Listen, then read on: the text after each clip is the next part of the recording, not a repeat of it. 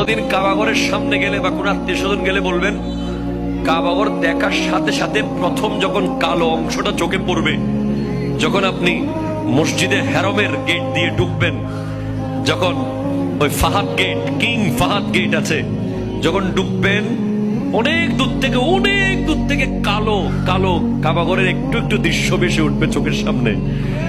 তখন দোয়াটা করবেন, কি দোয়া করবেন কয়টা? যখন কয়টা? একটা দোয়াই কবুল হবে দেখার সাথে সাথে। কাবা ঘর দেখার সাথে সাথে প্রথম যে দোয়াটা করবেন ওটা কবুল করবেন কে? এখন শিখে নেন, অনেক মানুষ জানেন না হিকমত। আপনি একটা দোয়া করবেন, একটাই শেষ, একটা সুযোগ পাবেন আপনি, কিন্তু আপনি এমন এক দোয়া করবেন যেন যতদিন ওখানে থাকেন প্রত্যেক দোয়া কবুল হয়ে যায়। এই হিকমতি দোয়াটা শিখে নেন। আপনি বলবেন, আল্লাহ আমি 10, 12, 15 যতদিন এখানে থাকবো